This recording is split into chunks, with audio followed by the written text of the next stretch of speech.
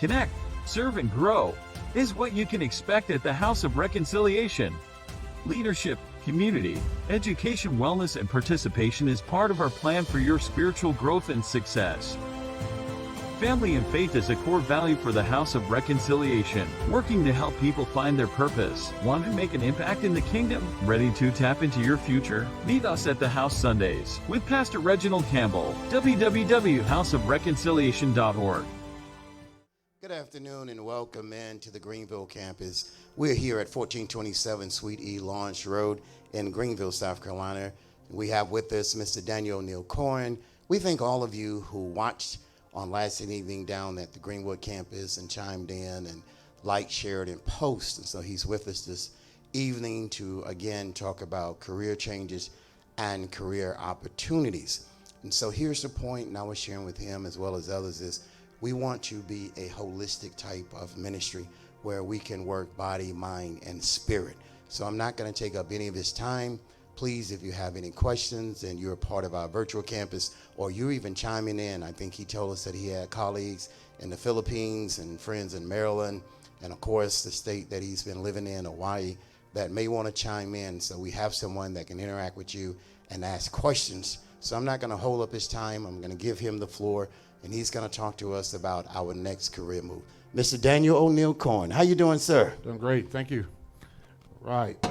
So today, when I started my day, I went outside and I saw this sign. I walked around the corner and I saw this sign, and it said, "No lifeguard on duty. Swim at your own risk."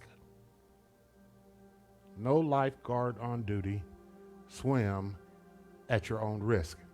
Now, the first thing, being an HR person, the first thing I did, I just kind of wrapped my mind around that, and I said, wonder if the sign said, "No mentor on duty, plan your career at your own risk."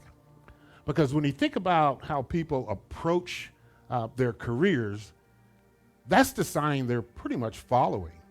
They're planning, their lack of planning is risky.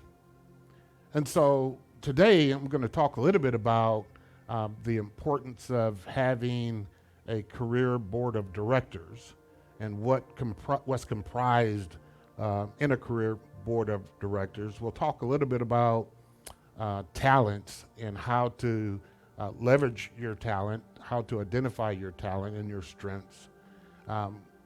We'll touch on a little bit about why education is important, and when we think about when we start, I'm talking about early years and the importance of getting grounded and having good study habits, and that really prepares you for the opportunities that you'll have as you start down your career. And I'll tell a few stories along the way as well. The first one I'll tell you is about a coach Duckett. And Coach Duckett was a legendary coach here in the state. And when I was younger, one of the things I could do was jump really high. I mean, and so my nickname in high school was Frog, because I could jump. And my friends and everyone said, you should go out for basketball. And so I went out for basketball, and Coach Duckett cut me on the first day. Got my feelings hurt. I got cut the first day. But he asked me to do something, and this is I'd say the only regret, and I don't have many regrets in my life, but this one I really regretted because I didn't know what was happening at the time, and it was years later that I reflected back on what Coach Duckett was doing, and I said, wow, he was a coach, mentor, and sponsor all wrapped up into one, and that's rare. So Coach Duckett knew that I loved math. He knew that I was a straight A student. He knew that I loved math. So he asked me to be his statistician. So my feelings were hurt. I said no. Now, the missed opportunity, this coach was a legendary coach. And I'm thinking back, what would I have learned by being his statistician under his tutelage and all the knowledge transfer that could have happened, the what if.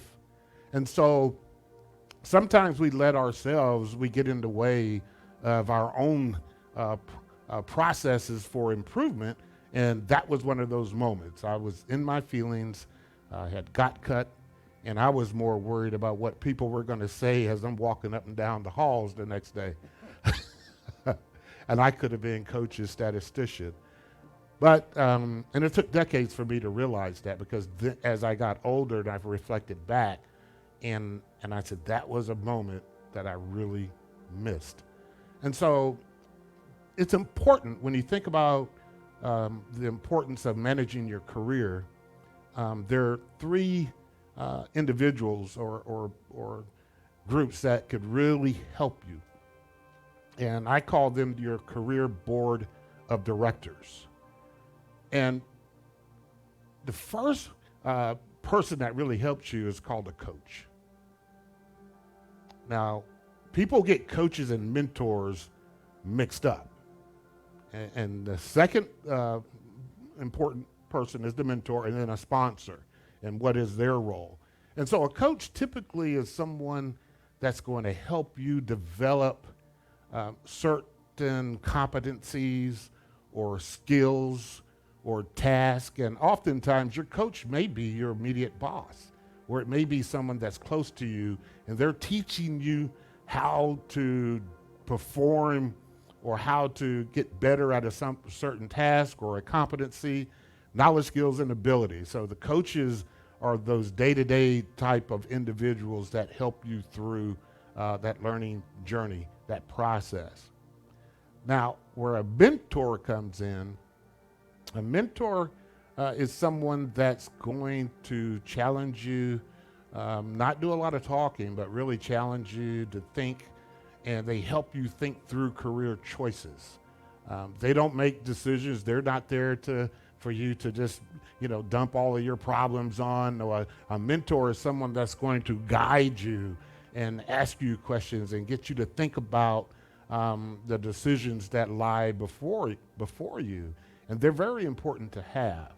And oftentimes I'm working with what we call high potential talent, those individuals that we have selected as future leaders that have potential to move further in the organization. They all have mentors. And when I start working with an individual from a coaching perspective, I ask them, do you have a mentor? And I'm waiting to see, who do they select? Why do they select that person? Or if they don't have a mentor, I said, well, there's a gap in your career board of directors. Now, people have to realize when you have a career, and we talked a little bit about this last night, the difference between the job and the career. When you have a careers, you have to plan, and people help you through that journey. No one has gotten where they are in the corporate world without somebody pulling them along. And that's where those sponsors come in. A sponsor is someone that's going to recognize when there's an opportunity and an opening that's coming up, and they're going to say, well, what about Tan? What about Reggie? And they're going to be that voice in the room when they're discussing talent and discussing who are they going to put on what we call the short list of who do we want to consider for this open role. And you have to be ready to be in that situation. Like I said last night, you have to compete for these roles. They're just not going to be given to you. And so people that have a career board of directors, they have a good coach that helps them through the immediate need for development. And I always have people say, make sure you have a learning journey. And what I mean by that is, what are you working on from a development perspective, whether it's a business thing that you're learning or personal development. It could be a competency that you're working on, but you have to have a plan, and that coach can help you through that development, which is, you can look at it from year to year. But now when you start thinking about that long-term process around selecting what I want to do next. And I often tell people, don't think about the job that you may see in front of you. You've got to think beyond that. Because when you start doing an assessment, what I call the delta, the gap, you have to understand what are my shortcomings from a experience perspective. You may need to be a people leader, or you may need to learn more about the business. It may be business acumen you may need, or it may be a competency like influencing that you may need. So once you do that analysis, and then when you look at the jobs that are coming open, you can say which one of these jobs is going to help me maximize my time in that role. So it's very important to do that analysis. Sometimes people chase roles because of the title, or they may chase a role because of the pay, or they may chase a role because of the person that might be the leader. That's all wrong. I always tell people, are you going to get maximum development out of that role that you select? Because remember, last night, those of you that were with us last night, over a 10-year period, that's like what I call the first quarter, 10 years. Second, 20 years in, second quarter, you're at halftime, because a typical career is about 40 years long. And if you have 2 jobs in a 10-year period, that's 25% of your career already used. So when you select a role, it's very important from a career planning perspective that you choose the right role. Because when you get the right development out of that role, what it's going to do is preparing you to compete for that next opportunity that comes your way. And so having a career board of directors is vital to the success when you think about planning your career. And so going back to the sign, no mentor on duty, plan your career at your own risk. So if you don't have someone that's looking out for you and helping you think through those decisions, you're really just leaving things to chance. Now, I was fortunate after I missed that opportunity with Coach Duckett. I did have an opportunity to have someone come into my life. His name is Joe Raines. He was an HR director. We both worked for a multinational, and for some reason, Joe took interest in me. He was a lot like me. We were in the same fraternity. He's an Alpha. I'm an Alpha. He's African American. I'm African American. So we had a lot of things in common. And Joe was, I'd say, about maybe in the third quarter of his career. He had a lot of experience. And Joe looked at me, and I was rough around the edges.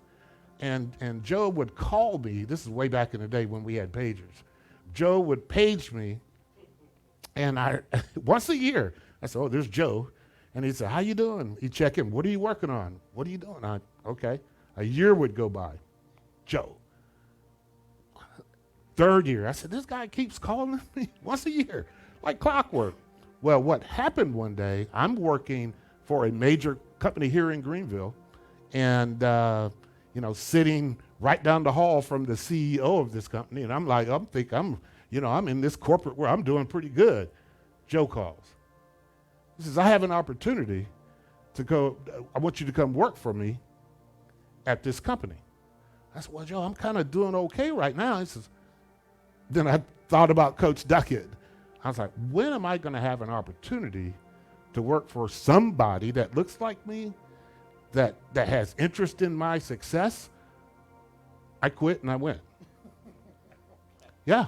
I quit and I went. I quit and I went. And I packed my little bag up, went to Charlotte, and for the next 5 years, Joe really worked on me. Now, Joe told me about 2 years ago when I had dinner with him and his wife, he says, "Dan, of all the people I've mentored and coached, you were my toughest case." I was rough. But by the time Joe worked on me for 5 years, and he would teach me strategy, he would tell me the things that I never would other leaders wouldn't tell me. And so he was giving me that, he was pouring everything he knew into me. So Joe not only was my boss as a coach, he selected me as a sponsor. He opened up a door for me, and he was my mentor, all wrapped up into one. That is very rare. And he taught me so much. And when we parted ways, I kept him as my mentor, even when he retires, even when I have decisions to make, and I'm experienced in my career, I'd pick up the phone and I called Joe. So the mentorship relationship doesn't stop. And so he really, I tell him, I say, I owe my success in my career a lot. I owe a lot to him. Now, he taught me one thing. He says, "Are you paying it forward?" And so I told him about all the coaching I've done, the little book I wrote, and all of this stuff. And he says, "So you're paying it forward. You're doing the right thing. That's what I wanted you to do." And so he continues to teach me lessons, even to this day. And so that's why I say with people, when they don't have a mentor, you're probably not putting yourself in a position to master your skills and to take your opportunity to the highest level. So you got to have a career board of directors. Now, I switch a little bit into leveraging your strengths and your talents. And that's what Coach Duckett was trying to get me to see, early on when I was in high school, when I said no, I didn't want to be a statistician. And he was really saying, this is your strength. This is what you should leverage. And so over the years, I've really, when I say you got to get to know yourself, you have to know those opportunities, those things that you have to work on, those things that just don't naturally come to you. I say I don't work on those things. I used to coach people to work on those things that you're not good at. And I'm like, if you're left-handed and you're trying to throw a baseball and you can throw strikes left-handed, and all of a sudden someone says, "Oh, I want you to throw right-handed strikes now." You can't do it. I don't care if you practice 1,000,000 times. You're never going to be as good as your dominant side. And so why study something or practice something that doesn't naturally come to you? And so with your strengths, that's what got you where you are. Your strength is what's going to get you where you're going. And so you get better at what you're good at. And that's where you put your effective effort into. And as you start really honing your craft, then all of a sudden, I'd say your superpowers come on. Your superpowers, because people will tell you when you're great at something. Walter Payton, I love this quote from him, where Walter Payton said, "When you're good at something, you will tell others. But when you're great, they will tell you."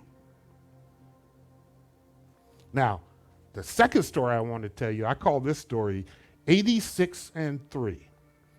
I love the game of chess. And many years ago, when I was early in my career, I was living in Florence, South Carolina, and I ran across a civil engineer, and we became friends. He was from the Philippines. He would cook Philippine food. I would cook soul food. We would trade recipes.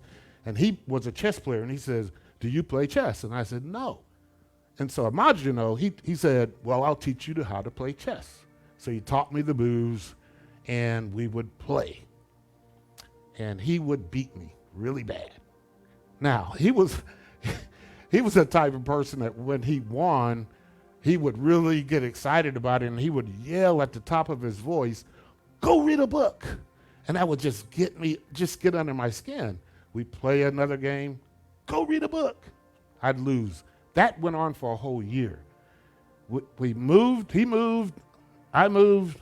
I'm in Columbia, South Carolina now, new job, and I'm like, I want to play chess. So I bought a computer chess board, and I started playing that computer board. Now, mind you, I'm a mathematician type person, so I start on level 0. It's like an easy, and I said, if I win 7 times in a row, I'll move up to the next level.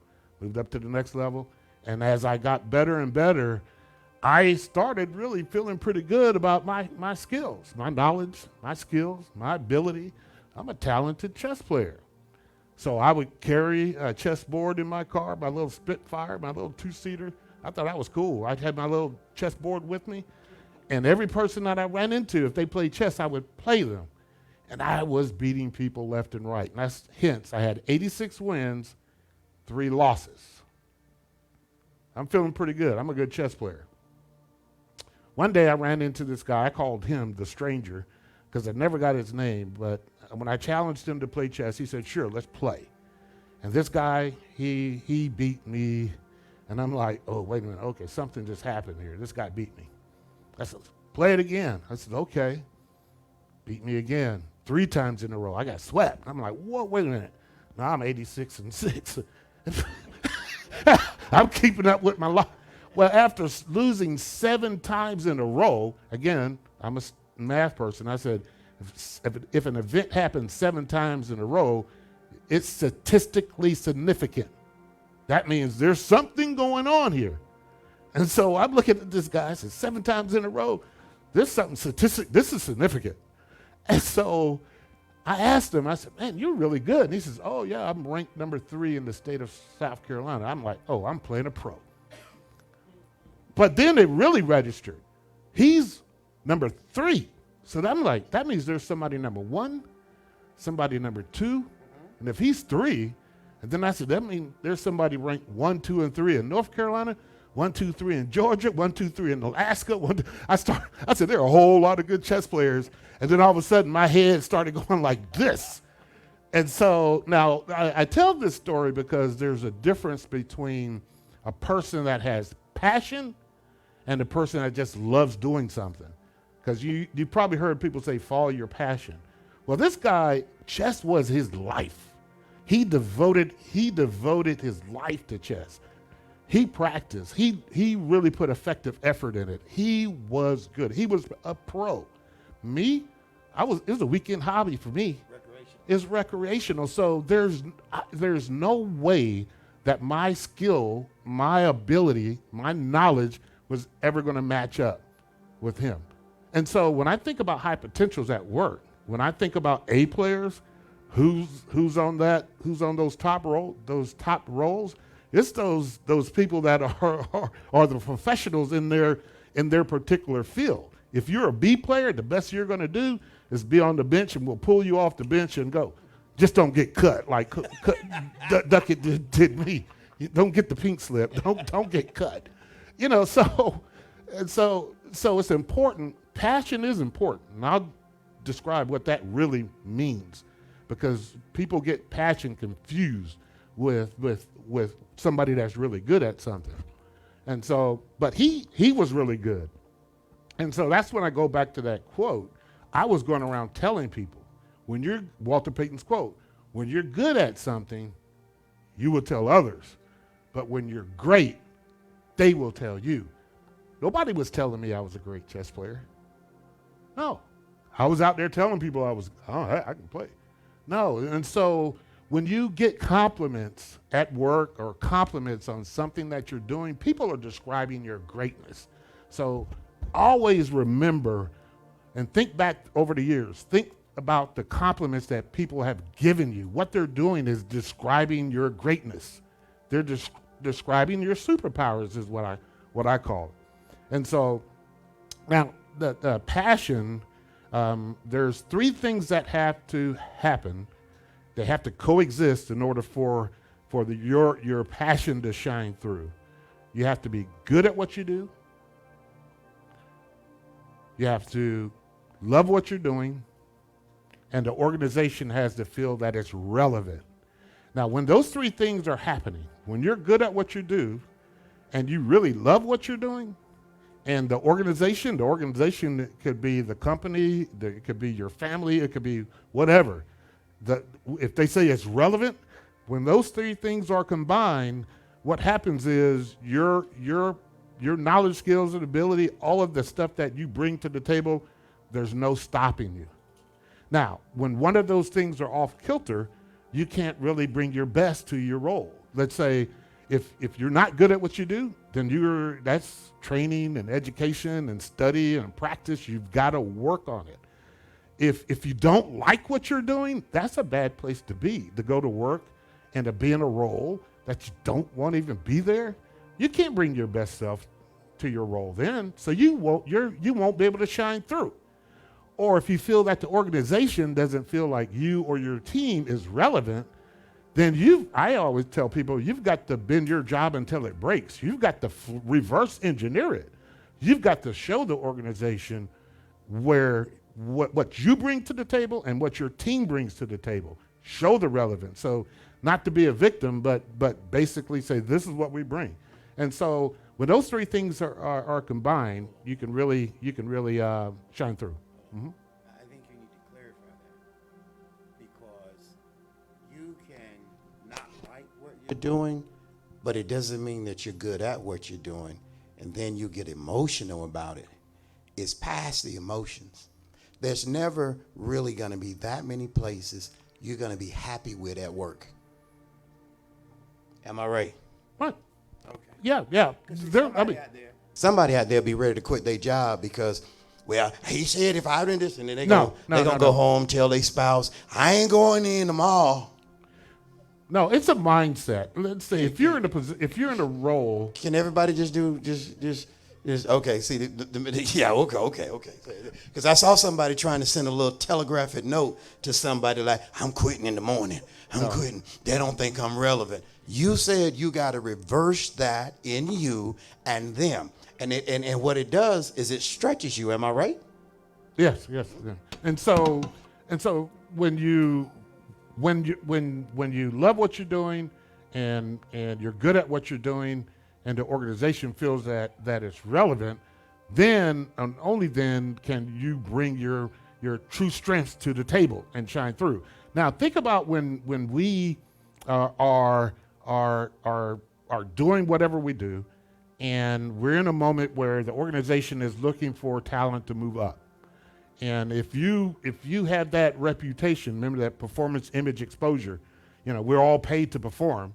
And so this is why this is important, because it's our image.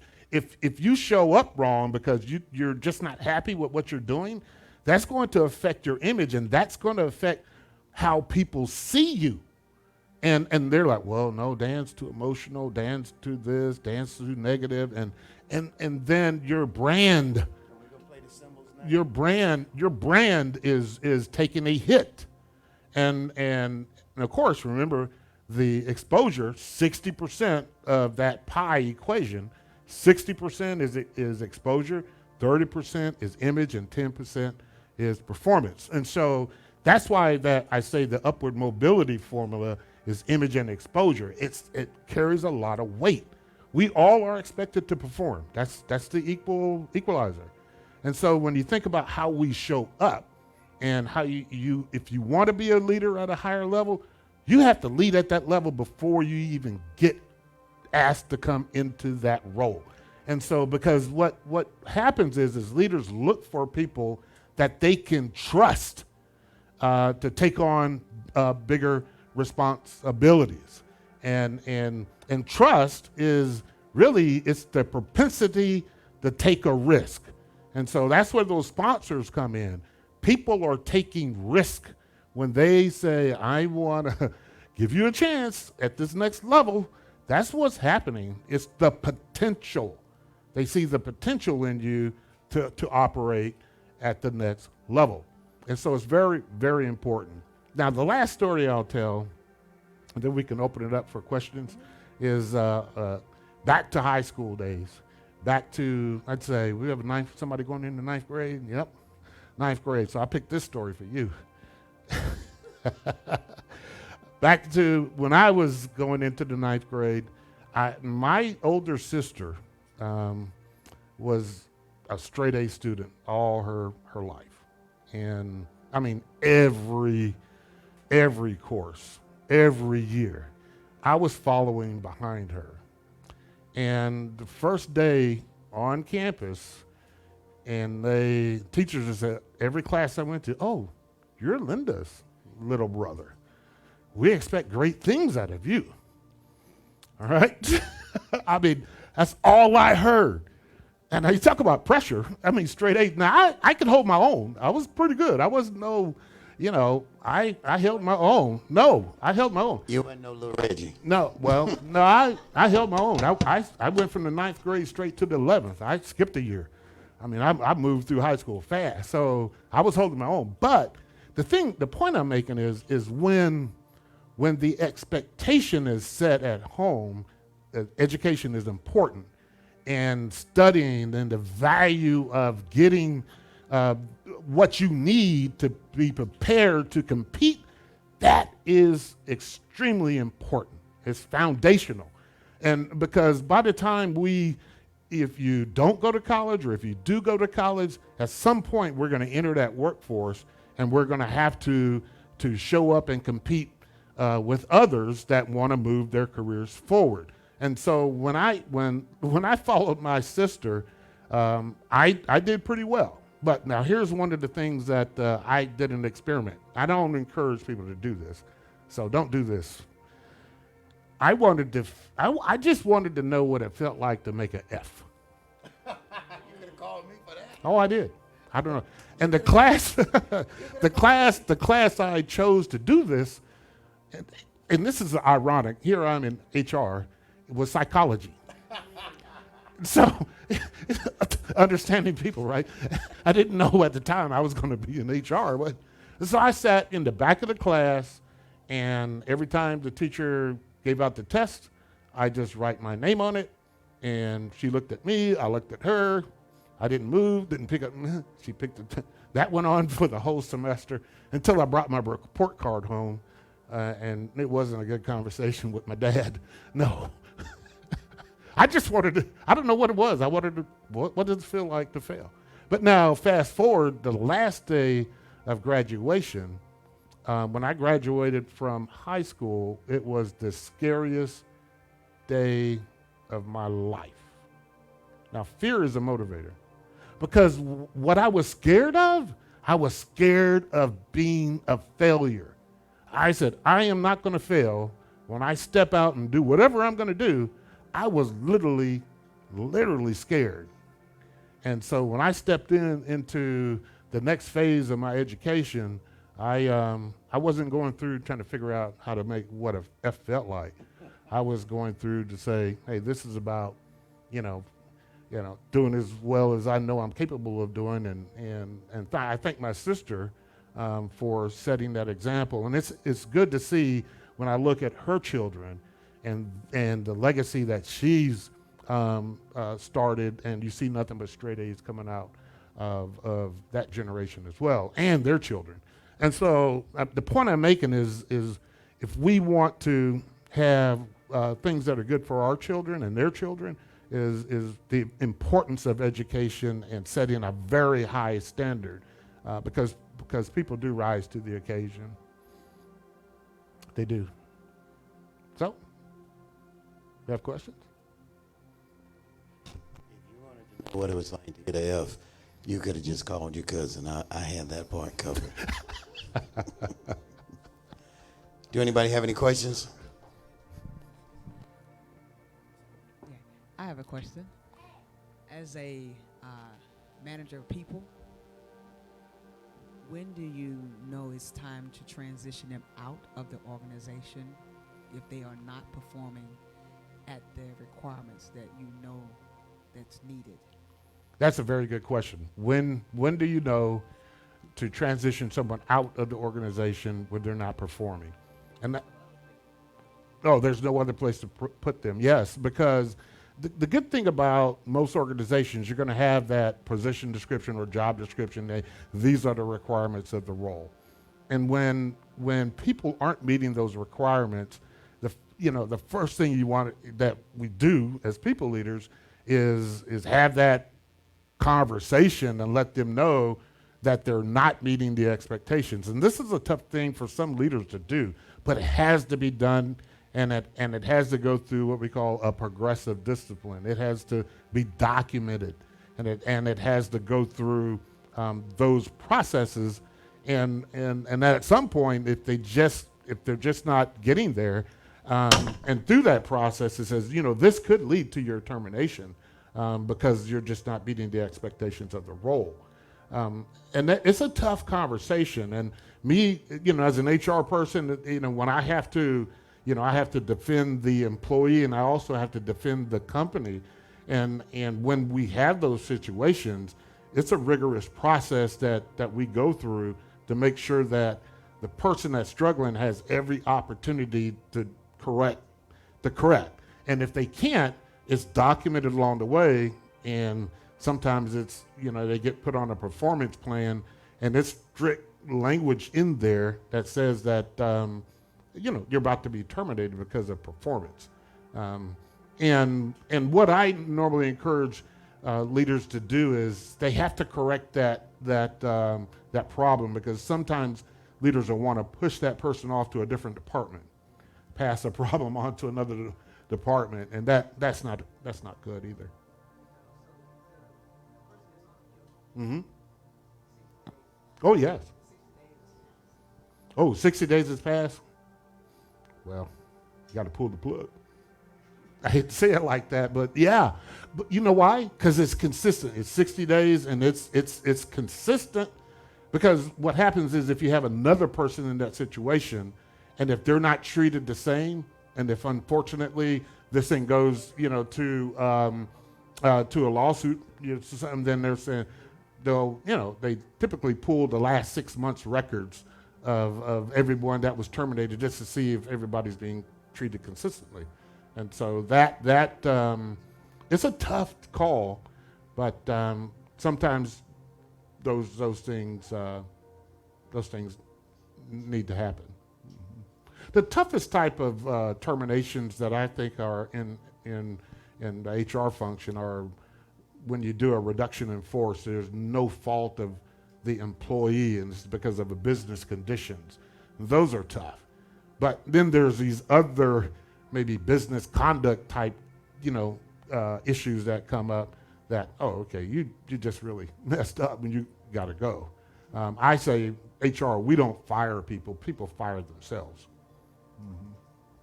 We're just a mechanism that happens to have to execute the process. Mm-hmm. Very good question.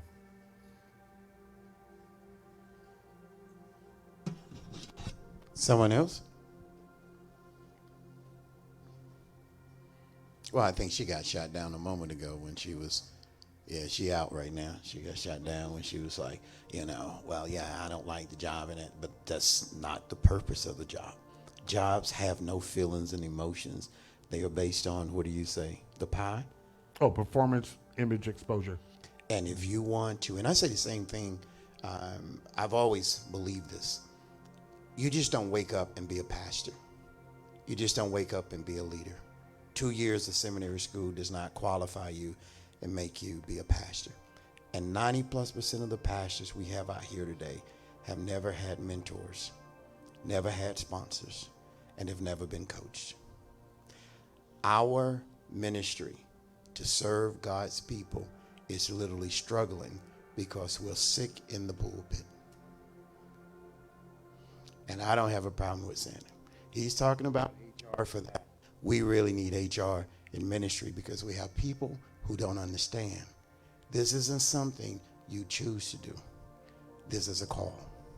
This isn't something people pump you up to do. This is a call. And here's what the people don't get. When you hear something come across the airwaves, the pulpit, or classroom, no one knows your name, but God knows your situation. And so we're so used to hearing man that we don't know when God uses a man or a woman or a vessel to speak to our lives. The word of God is the HR in church. Now you can give us your closing statement. Well, in closing, I would say when you think about your career journey, because it is a journey, and you think about the 5 phases of your career, early in stage, exploration, early in stage, mid-career, late career, and legacy. And so as you go through this journey, and as you think about planning your career, I'd say please consider having a career board of directors, because you're investing in you, and you are your brand. And so make sure that if your immediate leader is your coach and they're not a good coach, because all people leaders aren't equal, find someone else that you can trust to be your coach, because people leaders, just like on the normal distribution, you're going to have great leaders and you're going to have some that are really bad. But you can learn from both. And I've learned from what not to do when I had bad leaders. And I would say, this too shall pass. And they move on or I move on. But you definitely have to have a mentor. Now, sponsors, they will select you. Sometimes you won't even know the sponsor is someone that has opened the door for you. I see sponsorship happening all the time. Every time we do in HR, we do these things called people reviews and succession planning. And what that means is, let's say you have a position open, a person sitting in the chair, and then you says, okay, if this person moves on to a different role, who do we have in the organization that's ready now that we should consider for this role? It's a short list. Who's ready in 2 to 5 years? And who's ready in 5 beyond? And their name, and if there are no names, we say, oh, we got a hole in our succession plan. If this chair comes open, more than likely we're going to have to go external and hire someone. And so what happens is when these leaders sit around the table and they put up your profile, your picture, again, your image, don't be sitting up there, have your LinkedIn profile, you got a cat and you're posing at the beach. No, professional headshot. No, because those pictures show up in these people reviews, and they have your dossier, and they have your career aspirations if you've taken the time to fill that stuff out. And I've seen some with big goose eggs, and they say, oh, big goose egg, nothing there, move on. And so when you're discussed by leaders at the top, and when they talk about succession planning and people reviews, what they're doing is describing who they want to consider for this leadership role when it comes open. And so that's why I say that image is important, and that's the exposure I talked about. 60%, when those discussions happen, and I'm watching it happen right before my eyes, and I'm jumping in, fighting for my people that I'm sponsoring. I said, wait a minute, we should consider so-and-so. What? And you have to have those people there for you, in your corner, in those key moments. And I often listen for some of my leaders, and when I don't see their names being called or people sponsoring them, I go and I subtly push them out and say, you need to go connect with this person. You need to go, that exposure. You need to go. I prepare them, I push them on. You need to have a one-on-one. That's a conversation. Have conversations and talk about what you're doing. Because if people don't know what you're doing, it's not bragging or anything. It's like, this is what I'm working on, and this is what I'm delivering. Because sometimes you may have a leader, a manager that want to keep you down, and they may not sponsor you because they don't want to lose you. And so you got to maneuver around those types of leaders and go to others that will sponsor you. From sponsorship happens in all different directions. And so it's important when you see all this stuff link up. And so what I would say to people is, make sure you have a mentor, make sure you have the right coach. You do those things right, a sponsor is going to come and find you. They're going to put your name out there. You got to have a career board of directors. I need you to share with people that it's kind of like the 5 wise and the 5 foolish. You can't get ready when somebody calls your name, because you're not really showing who you really are. You show who you really are, how you perform every day. And if nothing else speaks for you, your dignity, your integrity, and your level of execution will speak for you. So even if you have that leadership over you, but if you're walking down the hall and you're always the person that's bringing 60% negativity, it is hard for anybody to sponsor you. And if you're always hiding, and one thing I can't stand for people to say is, well, if that's what you think, then that's why you're where you are. It's very few people, like he say, that will sponsor you.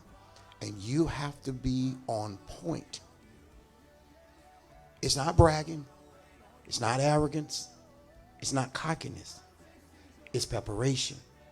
Because where your leadership may not see you there, someone across the table could see your gifts and ability. But if you're the person that's going down the hall with an issue all the time and complaining all the time, it's very difficult to get to that next level. Am I correct? I always tell people, be ready enough. You're not going to be 100% ready for the next role, because where's the development in that? Where's the fun in that? I mean, so there's always that gap that you're not going to know everything when you go into a new role, especially if it's bigger. But you got to be ready enough. I coach people and tell them, I want you to be ready to compete. And what I mean by that, when you go and you're interviewing, I want you to be ready. I want you to be ready to put your best foot forward and compete for the role, because you're going up against other talent. And the higher you go, if it's like a pyramid, the higher you go in the organization, there's less chairs, right? Yeah. And when you're sitting at the top, it's like, okay, all strategy, everybody's looking at you. Where are you taking us? Where are you leading us? And that's the same. Every department has its pyramid. Every team has its pyramid. Yeah. Any more questions?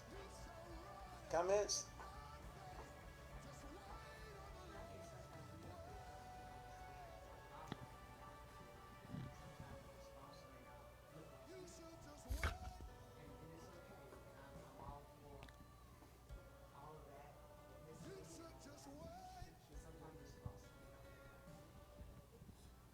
So it's okay to get a sponsor, and you're right. Your sponsor will pick you.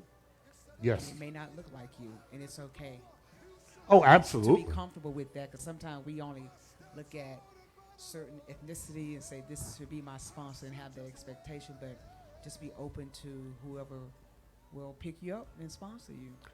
Exactly. And I've had people come and ask me, to be their mentor. And whenever I see someone and I'm advocating for them, I'm already talking about individuals when I know that this position is going to come open because this person is moving on to a different role, and I know I'm going to have a vacancy. So I already start talking to my various leaders. I said, maybe we should be considering so-and-so, and here's why. Or we should be looking at this part of the organization, and here's why. And so, and leaders start thinking, and I say, yeah.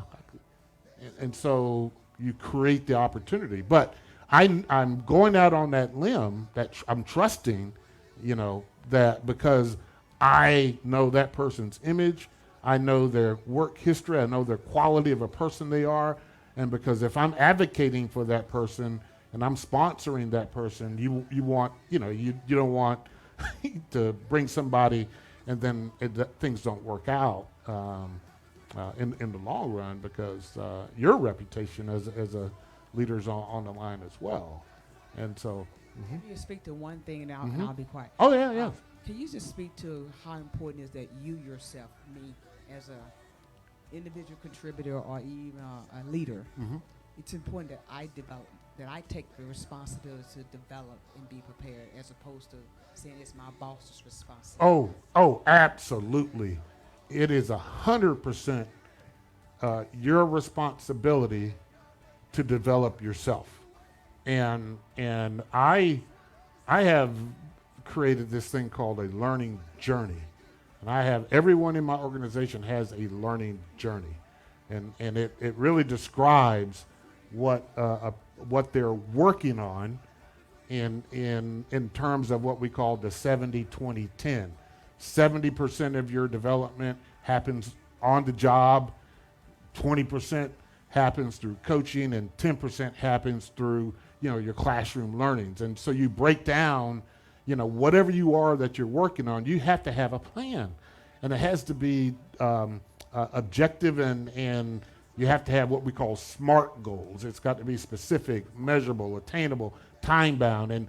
And I teach people how to put these things together, because when they come and have a meeting with the leader, I said, you should have your goal, your development goal handy, because when you go in and talk to a senior leader and they say, well, what are you developing on? You say, well, here's my learning journey. This is what I'm working on. You need to be able to describe what you're working on. You own it.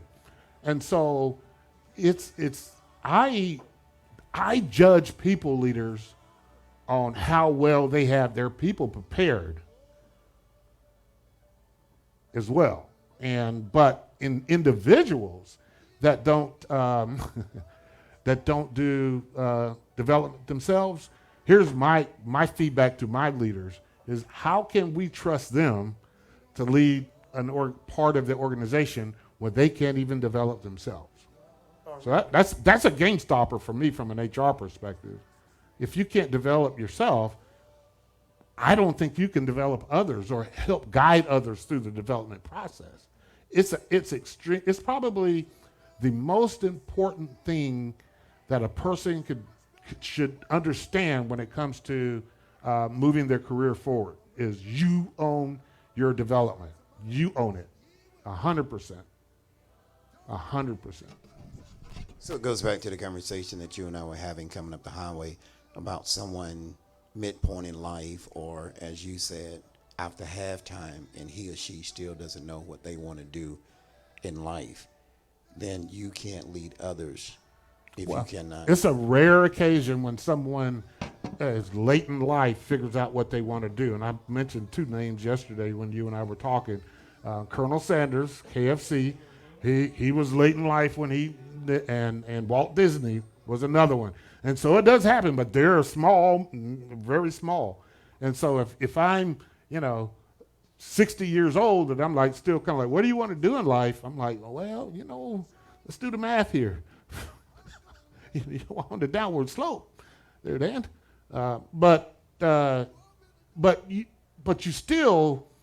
can still chase your dream and still catch up. I mean, if it takes that long, you just have a less time to enjoy and the fruits of your talent and spread your gift to others.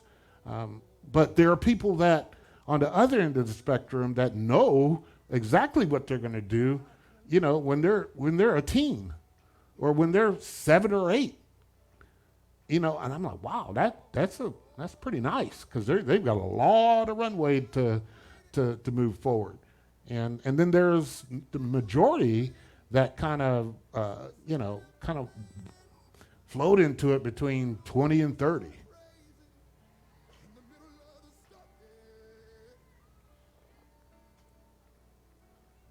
But I often tell people when they're like in third quarter, when they're like, and they still want to be CEO, I have that critical conversation. I'm like, I don't think this is going to happen, Dan. Kind of waited too late. Yeah, great question. Great question. That being all, thank you. We'll see you soon.